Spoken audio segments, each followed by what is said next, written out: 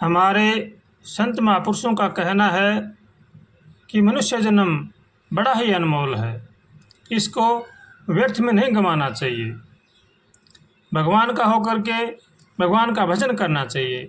चाहे जीवन में कैसी भी परिस्थिति आए उसमें घबराना नहीं चाहिए। हमारे संत महापुरुषों का कहना है कि ये जीवात्मा जब माता के गर्भ में बाहर आता है तो 3 बातें उसके विषय में उसी समय निश्चित हो जाती हैं। वो 3 बातें हैं उसकी मृत्यु का समय, कारण और स्थान। क्योंकि ये जीवात्मा मृत्युलोक में जन्मा है, इसलिए ये मृत्यु होना उसका निश्चित है। किस तरह से होगा ये भी निश्चित है और कारण भी निश्चित है। इसलिए मनुष्य को घबराना नहीं चाहिए, क्योंकि हमें जो अब जन्म मिला है वो हमारे पीछे के प्रारब्ध के अनुसार मिला है। तो जैसा जैसा हमारे कर्म है, जैसा जैसा हमारा प्रारब्ध है, वो हमें अवश्य ही भोगना पड़ेगा। हमें अपना अलग जन्म सुधारने के लिए भगवान से प्रार्थना करनी चाहिए और भगवान का होकर के भगवान का भजन करना चाहिए। जिस प्रकार खाली मकान रहने से उसमें चूहे, कबूतर, चमगादड़ आदि अपना घर बना लेते हैं, ये से ही मनुष्य के अंदर जो विचार होते हैं उनको शुद्ध और सात्विक रखना चाहिए। अगर हम शुद्ध और सात्विक नहीं रखेंगे तो बुरे विचार हमारे अंदर प्रवेश कर जाएंगे। इसलिए मनुष्य को चाहिए कि वो अपने विचार अच्छे रखे, सात्विक रखे और भगवान का होकर के भगवान का भजन करे। इसी में ही जीव का कल्याण है। जिसके मन में सद्विचार जन्म लेते हैं उसे सत्कर्म करने की प्रेरणा निरंतर मिलती रहती है और सत्कर्म से ही सुख की प्राप्ति होती है। जीवन के आखिरी सांस तक मनुष्य भोजन नहीं छोड़ता है, फिर भगवान का भजन क्यों छोड़ देता है। इसलिए मनुष्य को चाहिए कि वो भगवान का भजन भी निरंतर करे और भगवान से प्रार्थना करे, हे नाथ हमें सद्बुद्धि दो, सद्विचार दो, ताकि संसार की बुराई से बचें। ऐसे भगवान से रोज़ उठते बैठते, खाते पीते, चलते फिरते कातर स्वर से प्रार्थना करनी चाहिए और सबका भला सोचना चाहिए, सबका भला करना चाहिए। किसी समय भी किसी के साथ दुर्व्यवहार नहीं करना चाहिए। न किसी की निंदा करें, न किसी की निंदा सुने और न किसी का अपमान करें। भगवान से हमेशा प्रार्थना करें और भगवान का होकर के भगवान का भजन करें।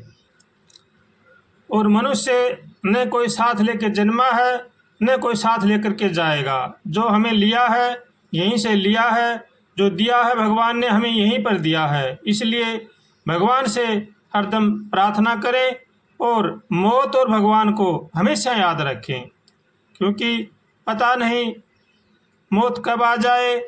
इसलिए हरदम भगवान से प्रार्थना करें, हे नाथ हमें सद्बुद्धि दो, सद्विचार दो और भगवान का होकर के भगवान का भजन करें। गीता जी में भगवान श्री कृष्ण कह रहे हैं अर्जुन को, हे अर्जुन तू युद्ध भी कर और मेरा स्मरण भी कर, क्योंकि पता नहीं काल कब आकर घेर ले।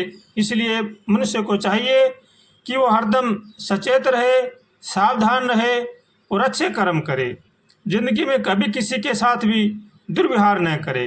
अगर हम किसी के साथ दुर्व्यवहार करेंगे, अच्छा कर्म नहीं करेंगे, तो वो कर्म हमें अवश्य ही भोगने पड़ेंगे। इसलिए जो मनुष्य अपना कल्याण चाहता है उसको चाहिए कि वो सबका भला सोचे, सबका भला करे और भगवान का होकर के भगवान का भजन करे और सबके साथ प्रेम का बर्ताव करे। इसी में ही जीव का कल्याण है और इसी में ही जीव की भलाई है, वरना तो हमें बाद में फिर पछताना पड़ेगा। इसलिए हरदम सचेत रहें, सावधान रहें और सतर्क रहें और भगवान से हरदम प्रार्थना करते रहें, हे नाथ हमें बचाओ, हे नाथ हमें बचाओ, हम आपकी शरण में हैं। ऐसे भगवान से रोज़ कातर स्वर से प्रार्थना करनी चाहिए और सबका भला सोचना चाहिए और सबका भला करना चाहिए। नाम हरि का जप ले रे बंदे, फिर पाछे पछताएगा। नाम हरि का जप ले रे बंदे। तू कहता है मेरी काया, काया का अभिमान क्या। चांद सा सुंदर यह तन तेरा, मिट्टी में मिल जाएगा। नाम हरि का जप ले रे बंदे। फिर पाछे पछताएगा। नाम हरि का जप ले रे बंदे। फिर पाछे पछताएगा। वहाँ से क्या तू लाया बंदे, और यहाँ से क्या ले जाएगा। मुट्ठी बांध के आया जग में, हाथ पसारे जाएगा। नाम हरि का जप ले रे बंदे। फिर पाछे पछताएगा। नाम हरि का जप ले रे बंदे। फिर पाछे पछताएगा। बालापन में खेल में खोया, आई जवानी मस्त रहा। बूढ़ापे में रोग सताया, आप पड़ा पछताएगा। नाम हरि का जप ले रे बंदे। फिर पाछे पछताएगा। नाम हरि का जप ले रे बंदे।